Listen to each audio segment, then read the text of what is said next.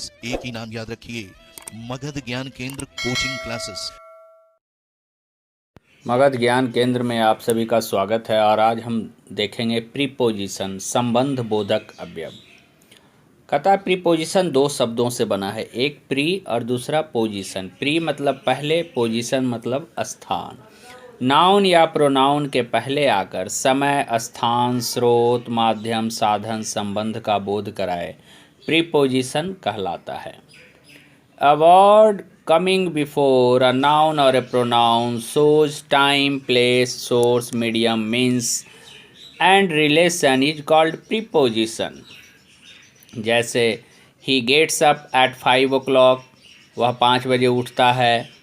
he goes to Patna, वह पटना जाता है। he draws water from a well, वह कुआं से पानी निकालता है। he comes by car, वह कार से आता है। he lives with me, वह मेरे साथ रहता है। he talks to me in English, वह मुझसे अंग्रेजी में बात करता है।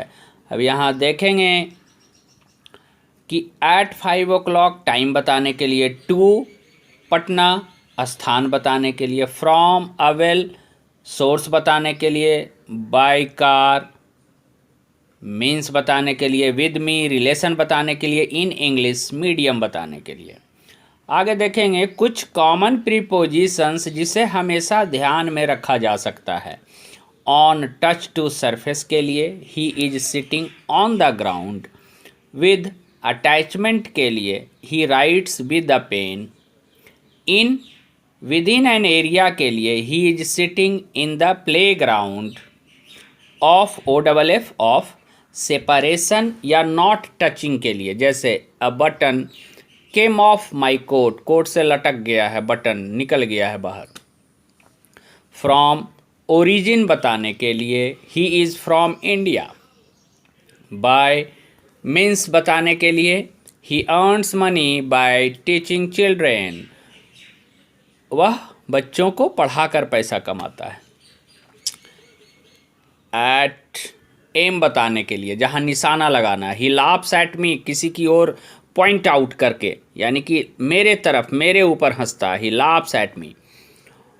ही थ्रू स्टोन्स एट देम, वह जो है पत्थर फेंकता है किस पे, उन लोगों पे, निशाना लगा करके। इनटू गति के साथ स्थान परिवर्तन के लिए इनटू का प्रयोग, जैसे the ball went into the well, कि गेंद जो है कुएं में चला गया। The ball went into the well, कुएं में चला गया।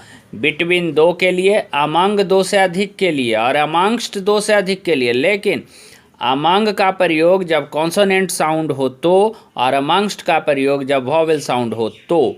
जैसे बिटवीन में दो के लिए, he is between Mohan and Sohan. Among जैसे he is among them, the ये कॉन्सोनेंट साउंड है। ही इज़ अमंगस्ट अस, वह हम लोगों के बीच में है। तो यहाँ अस वॉवेल साउंड है। वॉवेल साउंड और कॉन्सोनेंट साउंड आर्टिकल चैप्टर में बता दिया है, उस पर आप जा कर के वीडियो देख सकते हैं। ऐसे डिस्क्रिप्शन में हम लिंक डाल देंगे आर्टिकल चैप्टर का। आगे देखेंगे प्रीपोजिशन का प्रयोग आप निम्न प्रकार से ध्यान में रख सकते हैं कि नाउन या प्रोनाउन के पहले आकर, जैसा कि मैंने डिफिनीशन में बताया, verbs followed by preposition, nouns followed by preposition, adjectives followed by preposition. जैसे एग्जाम्पल में नीचे देखिए कि वर्ब में कोनाइव एट अनदेखा करना, नाउन में अटैक ऑन हमला नाउन के रूप में, एडजेक्टिव अपेरेंट टू स्पष्ट। तो वर्ब फॉलोड बाई, आप किसी भी बुक में देखिएगा, आपको याद तो करना ही पड़ेगा कि 3 प्रकार से मेन लिस्ट दिया होता है। Verbs followed by preposition, nouns followed by preposition, और एडजेक्टिव्स फॉलोड बाई प्रीपोजिशन। आगे देखना है कि preposition with verbs in the form of phrasal verb. कुछ ऐसे भी प्रीपोजिशन होते हैं जो फ्रेजल वर्ब्स में आते हैं, कि जैसे फ्रेजल वर्ब का हम बता दिए हैं, आप वीडियो देखिएगा, उसका भी डिस्क्रिप्शन हम उसका भी लिंक डिस्क्रिप्शन में डाल देंगे। तो फ्रेजल वर्ब के रूप में प्रीपोजिशन का प्रयोग होता है, नाउन के साथ होता है, प्रीपोजिशन के साथ वर्ब के साथ होता है, एडजेक्टिव के साथ होता है, और नाउन और प्रोनाउन के पहले आकर के होता है। यही मुख्यतः एडजेक्टिव के साथ, वर्ब के साथ, नाउन के साथ और फ्रेजल वर्ब के साथ मुख्यतः प्रीपोजिशन के प्रयोग हैं। बस एक ही नाम याद रखिए, मगध ज्ञान केंद्र कोचिंग क्लासेस।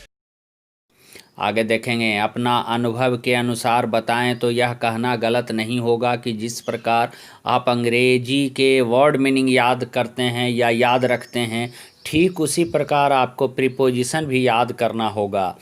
कोई शॉर्टकट नहीं है प्रीपोजिशन के लिए कि आप शॉर्टकट हम बनाएं।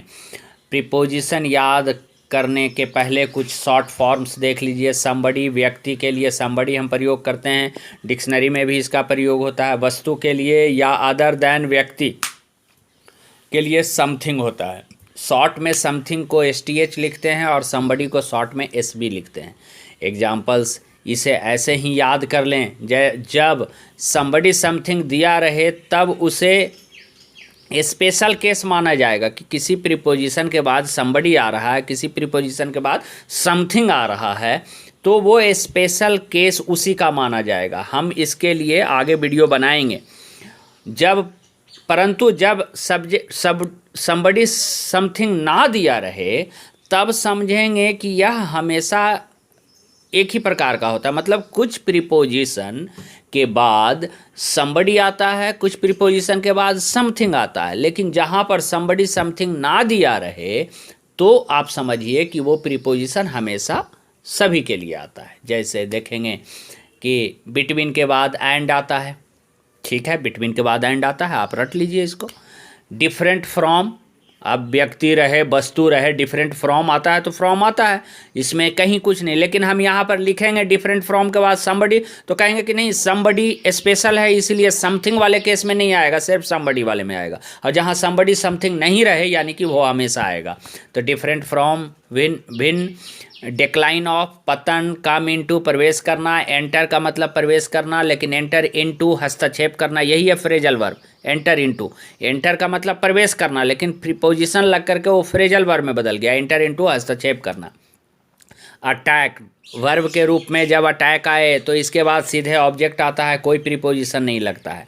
लेकिन अटैक जब नाउन के रूप में रहे, एन अटैक ऑन, तो वो ऑन लगता है। तो याद कैसे करेंगे कि जब अटैक वर्ब का काम करे तो प्रीपोजिशन नहीं लगता है, लेकिन नाउन का काम करे तो प्रीपोजिशन लगता है। आगे, टेक बाय सरप्राइज, आश्चर्य में आ जाना, या take somebody something by surprise, हमला कर देना। आगे देखेंगे, take somebody something by surprise का मतलब कि टू अटैक या to capture ETC। Somebody something unexpectedly, कि अचानक बिना कोई सोचे समझे कोई हमला कर दे, उसको बोलेंगे take somebody something by surprise. बिना कोई वार्निंग के हमला करना, कह सकते हैं इसका मीनिंग। फॉर प्लस नाउन का प्रयोग नाउन का उद्देश्य बताने के लिए, फॉर प्लस नाउन का प्रयोग नाउन का उद्देश्य बताने के लिए, जबकि फॉर प्लस V4 का प्रयोग वर्ब का कारण बताने के लिए। तो कारण, क्रिया का कारण बताने के लिए, इसको ऐसे याद करिए, क्रिया का कारण बताने के लिए फॉर प्लस V4, और क्रिया का उद्देश्य बताने के लिए 2 + V1। वो हम नहीं लिखे हैं, नोट करना होगा, नोट कर लीजिएगा कि 2 + V1 से क्रिया का उद्देश्य पता चलता है और फॉर प्लस V4 से क्रिया का कारण पता चलता है, लेकिन फॉर प्लस नाउन से नाउन का उद्देश्य पता चलता है। अपेरेंट टू, स्पष्ट, ऐसे ही याद कर लीजिए, अपेरेंट टू स्पष्ट, अपेरेंट टू स्पष्ट, अटेंड टू ध्यान देना, अटेंड टू ध्यान देना, अटेंड ऑन सेवा करना, अटेंड ऑन सेवा करना, बस ऐसे ही रट लीजिए। Attend to a speaker, speaker का बात ध्यान से सुनना, अटेंड टू ध्यान देना, अटेंड ऑन सेवा करना, अटेंड ऑन ए पर्सन, किसी व्यक्ति की सेवा करना। ब्लाइंड फ्रॉम बर्थ, जन्म से अंधा रहेगा, blind from birth, blind from birth, जन्म से अंधा, ऐसे ही याद कर लीजिए। Blind in one eye, left eye, right आई, यदि एक आंख से या दायां आंख से या बायां आंख से अंधा हो तो कहेंगे ब्लाइंड इन, ऐसे ही याद करना होगा। Blind in one eye, left eye, right eye, blind from birth, blind to something यानी लापरवाह, किसी चीज़ के प्रति लापरवाह तो ब्लाइंड टू देंगे। ब्लाइंड टू वंस फॉल्ट, इसका मतलब कि खुद के या किसी का जो है अपना दोष नहीं दिखना, तो ब्लाइंड टू लापरवाह।